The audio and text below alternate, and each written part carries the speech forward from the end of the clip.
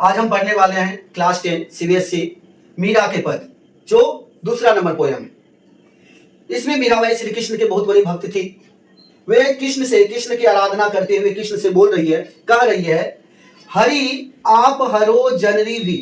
हे हरि, हे ईश्वर, हे कृष्ण, जिस प्रकार आप सभी के दुख विपत्ति को दूर करते हैं या सांसारिक जो भी दुख है सभी के दुख को दूर करते हैं, ठीक उसी प्रकार आप मेरा भी दुख विपत्ति को दूर कीजिए। द्रौपदी लाज राखो आप बढ़ायो छी। हे ईश्वर, जिस प्रकार आपने द्रौपदी के महाभारत से जुड़े हुए हैं, जिस प्रकार आपने भरे सभा में द्रौपदी के चीर मीन्स कपड़ा, उसके तन से चीर हरने से उसे बचाए थे। उसके तन पे इतने चीर दिए थे, इतने कपड़े दिए थे कि मतलब जो होता है कोई उसके विरोधी उसके तन से कपड़े नहीं उतार पाए। आप उस प्रकार जिस प्रकार आप उसका रक्षा किए, ठीक उसी प्रकार आप मेरा भी रक्षा कीजिए। भगत कारण रूप नरहरि धरियो आप सरी।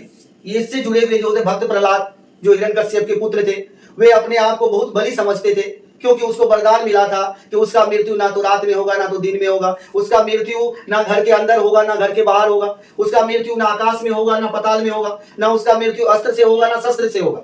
तो उसको अपने आप को भगवान समझने लगे थे, मैं भगवान हूं। वो अपने राज्य में अपने देश में सभी को ये बोला गया, मैं भगवान हूं। वे भगवान के मंदिर को तोड़कर अपना मंदिर वे बनवाने लगे। जो भी आदमी सभी लोगों पे इसलिए अत्याचार करने लगे थे क्योंकि वो मनवाना चाहते थे सभी से, मैं भगवान हूं, मेरे अलावा इस संसार में कोई भगवान नहीं है। क्योंकि अपने आप समझ गए थे मेरा अंत करने वाला कोई नहीं है, ना कोई पशु हमें मार सकता है ना कोई हमें मनुष्य मार सकते हैं।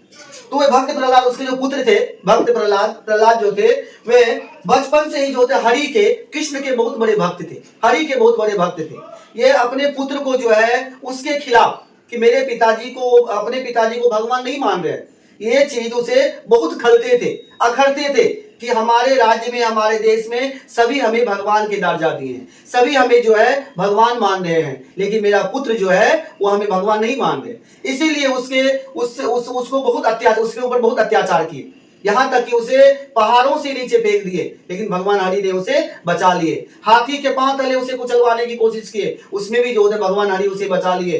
तो वे हरि के बहुत बड़े भक्त थे, यहाँ तक उसे जब विष पीने के लिए दिया गया था वे अमृत बन गए थे। फिर जाके बोला गया, कहाँ है तुम्हारा हरि, बुलाओ। उसी समय जो होता है भगवान हरि जो है प्रकट हुए थे नरसिंह रूप धारण करके। जो उसके मुंह थे तो थे क्या थे, बाघ का थे, जो शरीर थे वो ईश्वर के थे, वो पीतंबर वस्त्र धारण किए हुए थे।